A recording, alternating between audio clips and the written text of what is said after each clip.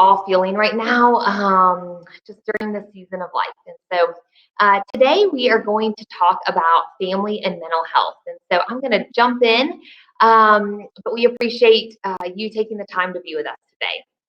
And so, as we have all passed the year mark of COVID, many of us have mixed emotions about the past year. Everyone's been affected by COVID, and that's obviously looked different for all of us. But we all have felt just that change and the stress. And so, one thing that probably could be said for everyone is having moments where you feel like you've lost patience with yourself and with your family members. And if you are a parent, a teacher, or have interactions with kids, you probably know that kids crave attention, especially from their parents. And so this is actually normal and good behavior, but we all know it can be exhausting. And so, however, due to parents often being busy, tired, distracted, it's easy to fall into a pattern of ignoring your kids' behavior and only really focusing on the negative behavior. And this can quickly become an issue because, as you know, your kids are smart.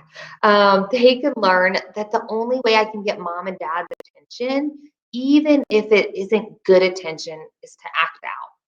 And so this can then lead to more disruption in the house, more exhausted, tired parents, and now there's distance and tension in the relationship. And so I want to encourage you to be mindful of the good. Or this often comes up when you have a more difficult child in a particular season. It's easy to put all of your time and focus on that kid, partly because they need it.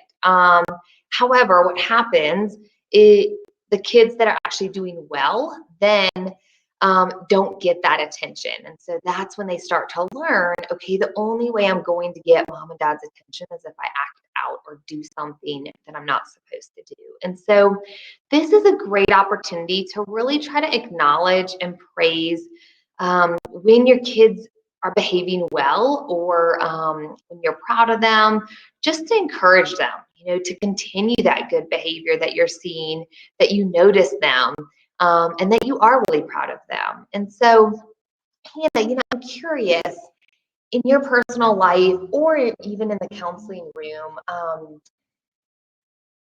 do you have an example of what this may look like from your experience? Yeah, I can think of, so I know Christy and I used to work at an agency together here in town. We had different roles, and my role, or part of my role, was working, doing family therapy for families whose kids were in the justice system. And so that was, as you can imagine, there were a lot of negative behaviors happening, and they were happening pretty frequently. And so when we would come in and work with the families and the teenagers on trying to help them change their behaviors, I think what we would see a lot of is that, these parents were dealing with really tough behaviors for months or years. And so when the kiddo would start to, maybe go to school a couple more days per week, or do a homework assignment, or not run away for a week, these were really big accomplishments. But there had been so much kind of negativity and low expectations built up that it would be hard for the families to see that as progress. And so one of our challenges, I think, was to work with families to help them to say, I know it's hard. I know you don't feel like praising your kid right now. It's the least of your concerns. But if we want people to continue to do the things that are good and that we like, it helps to notice them, right? And I think we probably see this also a lot in couples therapy. If we've been having struggles in our marriage for a long time, it might not come naturally to you to thank your spouse for taking out the trash, or what else do people do? Dishes or something like that. And so I think what we try to kind of do in couples therapy is, and this works sometimes, granted some problems are a little bigger, but for a lot of us, it can really help to start a cycle of positivity where you I thank you for taking out the trash. That was so nice. And then they feel good and they're at the grocery store later and they get your favorite snack. And then that was nice for you. And so you wanted to do something more. So I think not only is it really important to pay attention to the good for yourself, but also it can help to set off kind of a chain reaction relationship. So it really is valuable, although challenging when things aren't going so well. Yeah, that's a great example. Thanks for sharing. And I agree. I think especially with parenting and kids, but also in that couple dynamic, what we struggle with is we have these expectations for our kids, right? And so we're thinking like, why do I need to thank you for taking the trash out? Like, I expect you to do these things, or I expect you to be making your bed or putting your dishes in the sink after dinner. Um, and so, what I really want to encourage you as parents is trying to still express your gratitude for the things that they're doing, even if it is an expectation. The more we reinforce that positive behavior, the more they will notice, okay, mom and dad are proud of me, or okay, I did get attention from mom and dad interacting with me. That felt good. Yes. And then it really does then encourage that behavior. So, all right. And so, with summer around the corner, um, this is a big change, right? For some families, it's an exciting change that you're getting to summer, and for other families, it can add a lot of stress. And so, this might be more time with your kids, you're changing a routine, you're traveling, whatever it may be. We know summer schedule does change for a variety of reasons. And so, change in general can often result in kids acting out. And so when this occurs, it's important to look underneath your kid's behavior. Parents, and myself included, can be really quick to correct and focus on your kids' behaviors. However, every action of your kids is a communication. So every time they are acting out, they are trying to say something to you. And so as parents, we really want to figure out what is driving that behavior. Understanding the root of the behavior really helps us be able to respond with more empathy. And so, parents can see what is underneath when we are operating from a healthier place, which leads me to self care. So, self care is essential for parenting from a healthy place. And when you start thinking about self care, it's important to reflect if your primary needs are being met. Primary needs could consist of having food or water, shelter, rest. And so, for example, myself and many parents that I've talked with, whether it's friends or in the counseling room, like we're not getting our primary needs met. We're not getting enough rest, or we're not maybe drinking enough water, which then affects how we feel. And as a result, we then are maybe less patient with our kids. And so, really trying to make sure that you are attending to those basic needs, reminding yourself, like, this is essential for me to function and to be a better parent. And so, a good example I like to use is think about when an infant's crying. We naturally want to attend to their basic needs, right? Maybe they are tired, they need a nap, maybe they need their diaper changed or a bottle, whatever it may be. We want to find that basic need and fix it, because then they relax and trust is built. And self-care is being able to identify those needs and taking the appropriate action to make sure that your needs are being met. And so this is how we then build trust and confidence in ourselves. And so, oftentimes in the counseling room, we see, people share that they are struggling with self-care because they feel like it's selfish. And, myself included, I have struggled with this, feeling like, okay, if I'm giving myself this individual attention or taking care of my needs, like, is that selfish? Like, do I need to be doing things for other people instead? But, I want to challenge you today to really view that from a different lens. If you are constantly giving everything to everyone, you're eventually going to be running on empty. One of the best ways to fill ourselves up is by self-care. I kind of picture like a gas tank, right? We've got to be running with more of a full tank which is filling ourselves up by taking care of ourselves. And so by doing this, it allows you then to be a better friend, to be a better spouse or a parent or a coworker, because we're now operating from a healthier place. And so 2 questions you can ask yourself are, what do I need and what can I do? And so when parents think they have failed, they tend to have less patience with themselves and with others. And so when you're feeling this way, I want you to remember to give yourself grace. We all need it. And so it's never too late to go back to your kids and say you're sorry. And so a wonderful acronym that I like to use and share with a lot of people when you feel like you're losing your patience, using the word HALT, HALT. Am I hungry? Am I angry? Am I lonely? Or am I tired? And so this is not only helpful for you to be able to evaluate your needs, but it's also a great way to help your kids learn how to regulate their emotions as well. Children in general don't learn emotional regulation by reading about it. I mean, I think, as parents, we already have a hard enough time getting a lot of our kids to read in general. The last thing they're going to want to read about is emotional regulation, right? And so how they learn how to regulate their emotions is what's being modeled to them. And so, Hannah, for you, I'm curious, with your upbringing and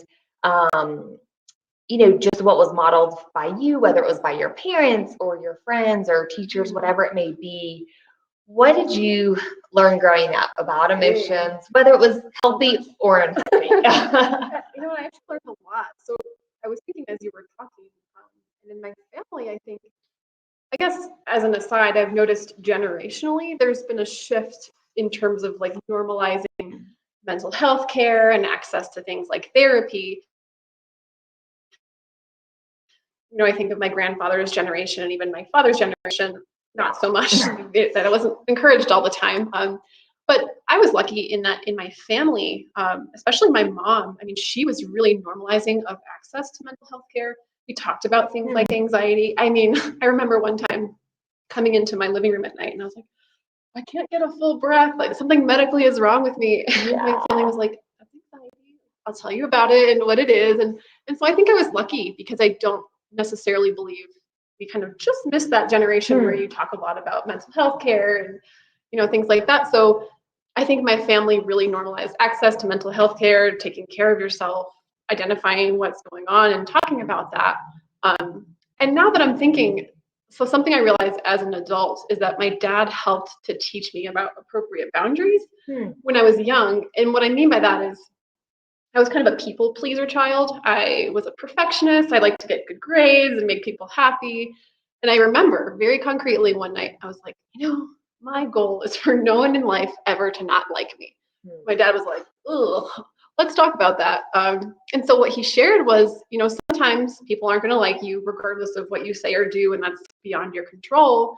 But also sometimes if you do what's right for yourself, you will upset some people. Like, if someone asks you for a favor and you really can't do it, they can be upset, but it's, it's nothing that you can really fix. And so he said that's not always the best goal. And it's okay sometimes if people don't like you. And I was like, that's novel. So it took a while to sink in, but I think it really helped in my adult life to see the boundary between caring for myself and caring for others.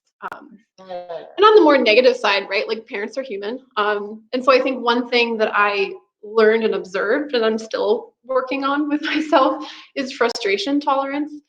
I love you, Dad. And I think he had pretty low frustration tolerance some of the time. Like if he was working on, installing a light fixture or, some home task, you just kind of knew to give him a wide berth. Things could go wrong. There could be swears. And so I think I know I absorbed that trait and now it's mine, right? It's my responsibility. And so I think now as I go along in life, I'm working on my own frustration tolerance and kind of keeping the peace when things don't go as expected, which is all the time, right? Right, exactly. Yeah, so for better and worse, I learned a lot of good and a lot of stuff that gives me learning experience. For sure. No, I appreciate you sharing those examples. And I think you're right. Our parents didn't do everything or model all of these emotions perfect, and we're not going to do that either, right? And so, not setting this expectation that you have to then, okay, all this pressure's on me, because typically, if we're going to try to do it perfect, we then fail and then we just quit altogether. And so, maybe it's taking one emotion and being like, okay, I'm going to work on modeling how I deal with disappointment this month with my kids, or I'm going to deal with anger and help teach my kids as I'm dealing with frustration or anger or whatever it may be, to model that. Because yeah, it's the most powerful form of learning, right? As much as we wish our words were the most powerful form, it's experience and it's behavior. Kids are copying our behaviors. Right. So yeah, for sure that modeling is very important. Well, thanks for that. Yeah. All right. And so, what I want next to talk about is self-care. And, I really want to encourage, as we're talking about this, developing a self-care plan. Think about something that you can start right now, whether it's daily or weekly or once a month. As you can see in the slide, this one gives 6 different areas of our life, whether it's physical, psychological, emotional, spiritual, personal, or professional. You don't need to necessarily pick all 6 of these. Maybe you start out with picking one, right? And kind of work your way around this cycle that you see. And so, for example, a daily one that I have done before for when I've developed a self-care plan is reminding myself of 3 numbers, 1, 20, and 7. And so having those numbers, it was just kind of something I could tap into to ask myself, like, okay, are you taking care of yourself? And what those numbers meant to me were, am I breathing for 1 minute a day? Am I taking that time to make sure I'm doing some deep breathing? The 20, am I moving my body for at least 20 minutes a day? And then the 7, am I getting 7 hours of sleep, right? And so it was just an easy way for me to daily incorporate a self-care plan by giving myself 3 numbers to remember. And so, Hannah, I'm curious, is there anything that you're doing right now or have done in the past in regards to self-care? Yeah. So I think what I seem to have learned about myself is that my needs for self-care change. I think what my body is craving, what I need to recharge. And so as a therapist, right, you're a mom and a therapist, so doubly this is needed. Self-care is important. Yes. But as a therapist, it's almost kind of for me an ethical duty to take care of myself, because I know that I can't be a great therapist if I'm falling apart or if I'm, coming home and just watching Netflix for 7 hours. So this year in particular, COVID, it's been a challenge. And so I was quite mindful around, what do I think are my non-negotiables? I'm not a big fan of piling stuff on my plate that I think I'll just not do and then feel badly about. So I started with just a couple. I realized getting outside and or moving my body, those kind of need to happen pretty frequently. So I would say I'm a big fan of listening to my body in terms of exercise. Like today I went for a walk because I didn't feel like doing anything intense. Some days I feel like doing HIIT. Some days I just want to stretch and do yoga. So not only do I use exercise to kind of recharge me and to just kind of give myself energy, but also to address what my body is telling me it wants. And so that's super helpful for me. And then I think alone time. I mean, I know as parents it can be challenging to get alone time, but for me, I think being fairly introverted, I think there's a nice balance between seeing my friends, seeing my family, hanging out, but also having a little chunk of time, maybe just 10 or 20 minutes, where there's just no expectation, there's no social interchange, so it's just me and myself. So if I can get those 2 things most days a week, I'm pretty good. Yeah, and I think that's a great one to bring up. I think all of us, whether we're more extroverted or introverted, we all need some of that alone time, right? We all need kind of just, whether that's quietness or doing something you like. And so it is like there's different barriers and everybody's situation is different, whether you're single or married or have kids or in the home or out of the home, whatever it may look like. But I would encourage all of us to find a way to make that happen. I think a lot of us struggle with wanting to ask for help.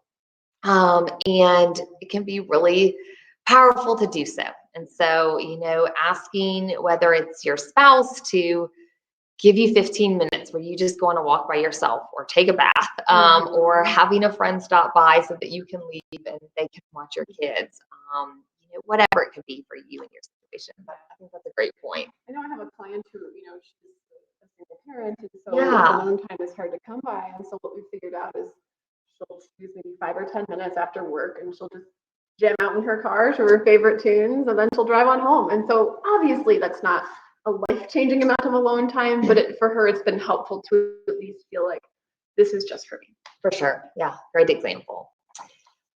All right, and lastly, the topic that I want to just end on is really trying to connect with your kids. And so, as you are all aware, there were many changes that occurred this past year. And just to mention a few, people were working from home more, schools were virtual, or maybe some are still. Kids were home a lot more due to school being virtual, and just in general, extracurricular activities weren't happening as much, or if at all. The list goes on and on. And many times parents have been scrambling for childcare, myself included, as maybe like daycare or your school closed for your kids, which caused them to be home, but you needed to work, right? And those alternative options weren't always available in that last minute notice. And so as a result, many parents will say that their kids have been in front of way more than they wish to admit. And even though it isn't ideal, sometimes it's all you could do in the moment to make ends meet, right? You didn't really have an option, and it's what you had to go with. And so, I think it's important to try and release that guilt, knowing you were doing your best in that moment, and that was giving your best. You didn't have any other options. And so, however, this has now led to children and teenagers getting more used to screen time and having higher expectations that they should be on it more.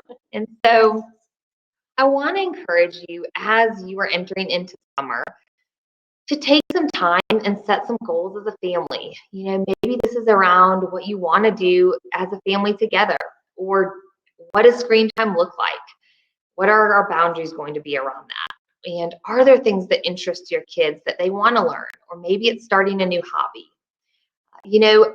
Transitioning into new seasons, whether that's season of life or actual seasons of summer, is a great time to kind of press the restart button and start something new as a family. And so, giving yourself almost an excuse to kind of have this conversation as a family. And so, in regards to media screen time, this doesn't mean that you need to stop it altogether. Right? It can be actually really helpful for families to experience media together. This gives you shared experiences and the opportunity to talk as a family about different points of views. In addition, you're actually helping to expose your kids to the world without dealing with it yet.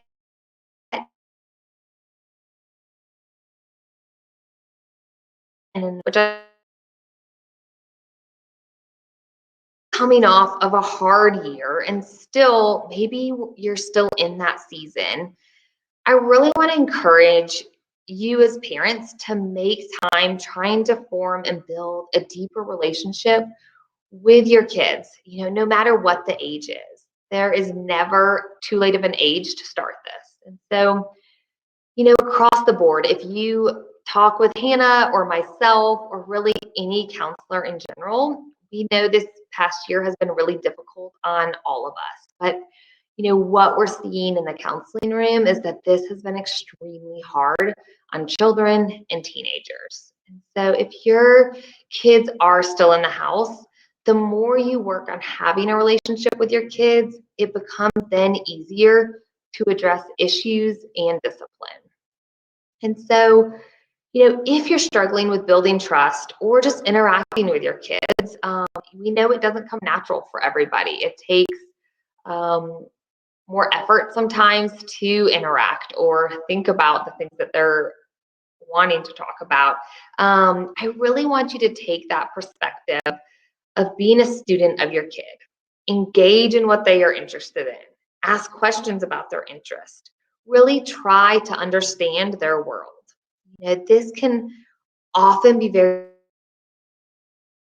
helpful for parents, myself included, after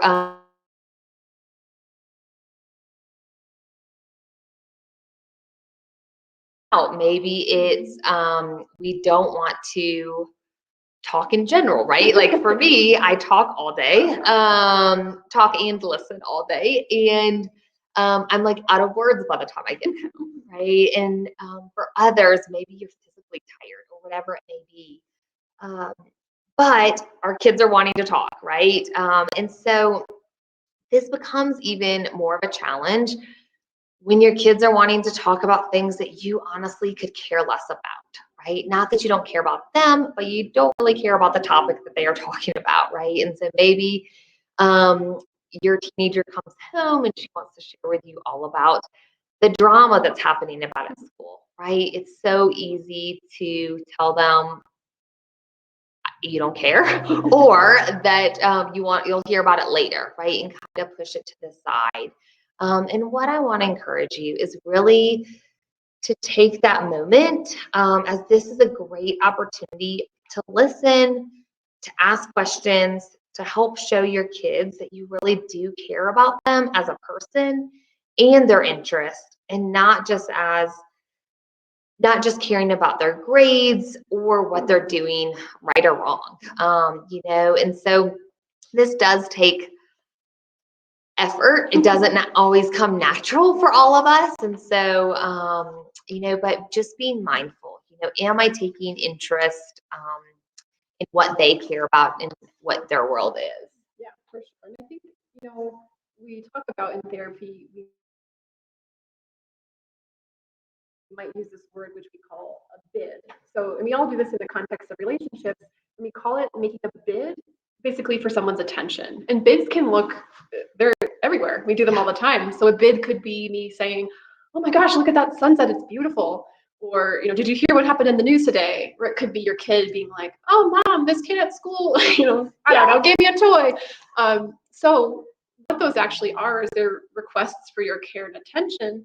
And so research has shown that when we ignore bids most of the time or a lot of the time, that really deteriorates relationships. And so, okay, so I know some people have very chatty children, and we don't need to be answering 100% of the bids because probably that's all you would ever do.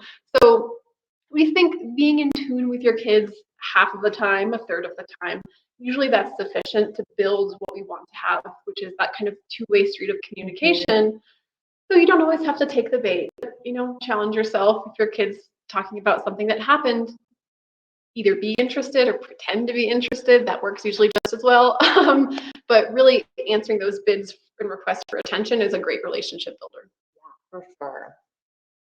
And lastly, it is never too late to start building that relationship with your kid or other family members. Maybe you don't have kids, but maybe there's family members that you do need to kind of reconnect with. So I want to encourage you again, as we're entering into a new season, to do something different.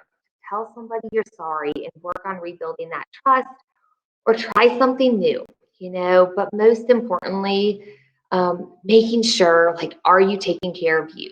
Doing that self-care, making yourself a priority, realizing it isn't selfish and I will actually be a better person in all areas of life if I'm taking care of me.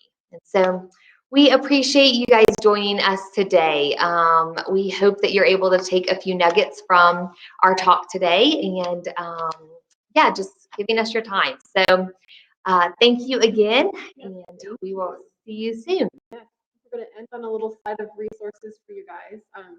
Again, like we talked about in the last one, obviously what we talked about today, and at that point, it's not always enough. So if you're having a harder time, if things have gotten, much more dire, we want to share some resources that you can use in those cases. So make sure you're taking care of yourself.